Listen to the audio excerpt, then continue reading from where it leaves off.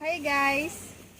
So ngayon papunta kami doon sa pinakadulo ng palayan ni tatay kasi maghahanap kami ng mga wild fruits doon and mga panggatong. So tara, samahan niyo kami. So by the way guys, ito nga pala ang palayan ni tatay. So naani na siya tapos na at okay na. So sa kabila naman sa stepbrother ko, ayan ang palayan niya. So sa mga susunod na araw, aanihin na din yan. And ayun, as you can see there, may ang tawag doon, harvester. Kung sa bang layo, hindi siya abot. Uy! Kita na ko na hugoy. Kaya na nga guys, ang videographer natin, hapos na hulog. So Bawi. kaya nakaganto yung outfit namin.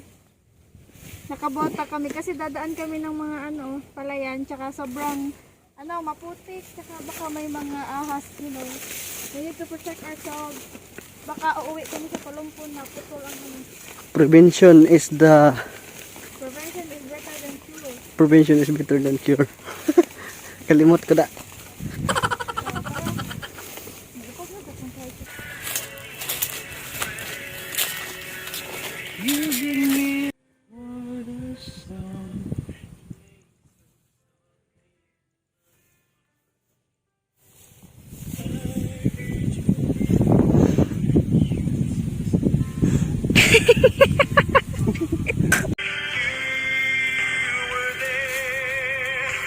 Go, Iday.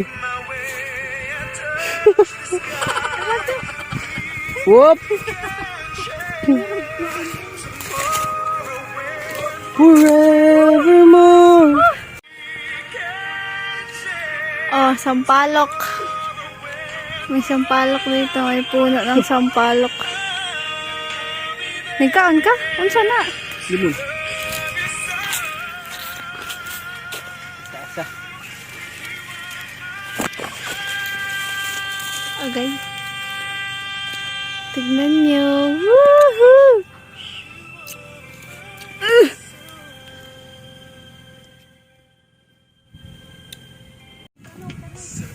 Kuan gabi.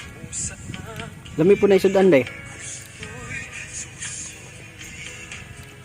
Magtiwalang di sinasadyang.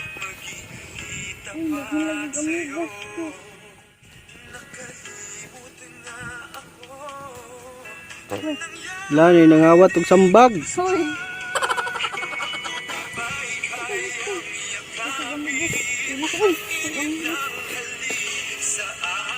Lagi sod sa bulsa. Tawas nimo kay mga tudlo kadag ko ang linta kong milit. Oh, may saging Kaso baby, saging pa. Tignan nyo guys kung anong klaseng dahon yan. I mean halaman pala. Dahon-dahon.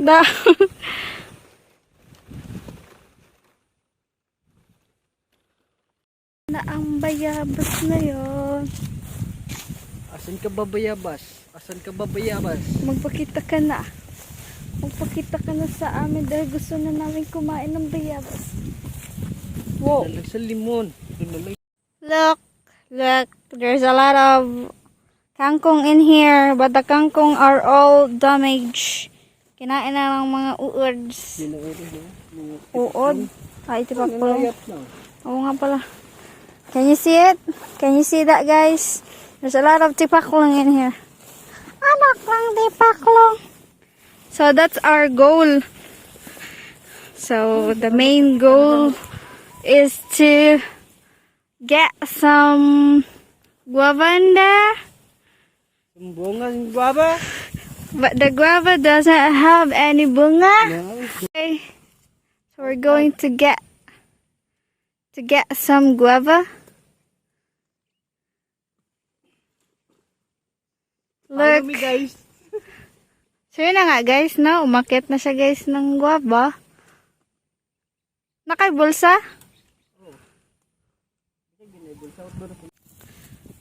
See how beautiful our mock is. Come now, visit our mock. As you can see, we're all surrounded with rice fields and everything. Lahi na inabot namin. Sa bahay namin ay andun, oh. Right there. But we came here to, just roam around and get some wild fruits like this. Ay, iumbog na yung patira na mo like this ka. Sundang. Can you see that, guys? See? There's more. Tura chok.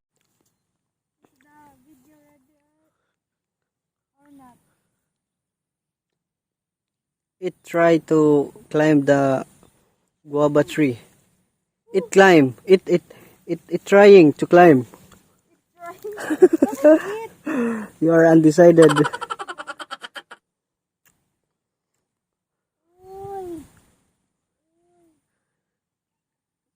Naasa taas, oh. Sige daw. Lingi po diri panagsa para inaong guwapa. Yay. Sa kadangaw ng waita day. Look.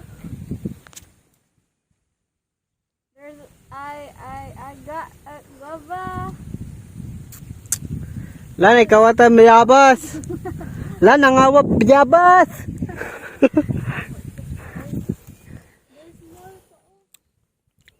Ay na nang piso day.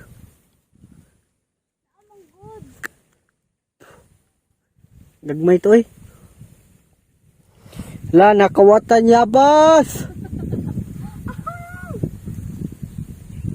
Picture na lang ko, bay. Video man eh. Ito apa to ko? Halang awat yabas od minaw. Vlongon ako. Asa ba? Gamay na oy kita ko ana.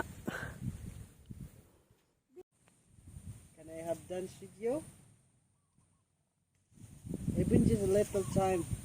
I appreciate it. No. Uy. Maybe, but I don't think you can remember. 27. Taga-asa gina siya. Bagin bin. Kay nandun ka na ay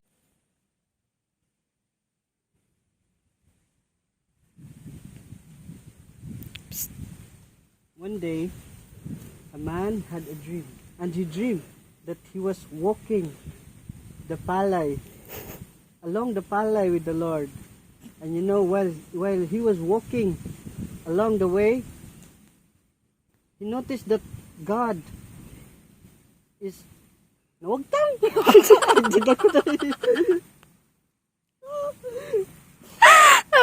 Buhon sa nato tungkol na. So mayong buntag, mga igsoon. Good morning everyone. So it's nice to praise God sa kining oras nga wala gayud tay babag nagibilin simbahan. Atong ibilin sa balay nga naman. We centered God to this kaning buntag atong sentron ang Ginoo sa atong mga pagsimba. Dili kay magsigya pud una sa ginagawa diha. Kalimtan sa nato. Atong i-honor. Let's honor God sa kining oras. Atong simbahon ang Ginoo. Paliw ko abli sa inyong mga Biblia sa Jeremiah 79 atong basahon 17:9. So gingon diha nga heart is deceitful above all things and desperately wicked, who can know it? Ang kasing-kasing ay mapanlinlang, ang puso ay mapanlinlang sa lahat ng bagay. Sino ang nakakaalam? So ang sumpay ana, unya na nato ibutang jo ingon diha nga I am the Lord, I search your heart. Ako ang Ginoo nga nagasusi sa inyong kasing-kasing. Usahay sa atong kinabuhi, moingon ta nga kanang kita ang hari sa atong kaugalingon, kita ang nagdala sa atong kaugalingon. We have free will nga makabuhat og bisan unsa, but Apostle Paul said that I have been crucified with Christ, and it is I no longer live. Gilansang ako uban ni Kristo, ug dili na ako ang nagkinabuhi, but Christ who lives in me. Apan si Kristo ang nagkinabuhi diri sa ako. So ngano makaingon man ta nga kanang kita ang nagdala sa atong kaugalingon, pwede na tong buhaton bisag unsa. Dili oy, atong let Christ be centered of our lives. Kanang pasagdan nato nga si Kristo magiya, si Kristo kasagaran sa mga perspective na sa mga way ampo kuwang sa pagampo, kuwang sa pagbasa sa Biblia, mamuingon nga kana bitawng nabuhat to nako kanang mga ilatag pasaylo sa kini kahuman. Limutan ko day. Amen. Amen, amen, amen. Amen, pastor.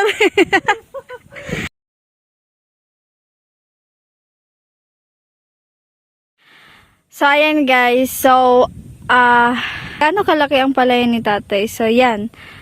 Ay, yung pinakadulo, yung may parang, merong patay na niyog. So, dyan. And then, from there, hanggang dun sa dulo. Dun. Hanggang sa pinakadulo dun na sa payag kung saan kami nakatira. Yan.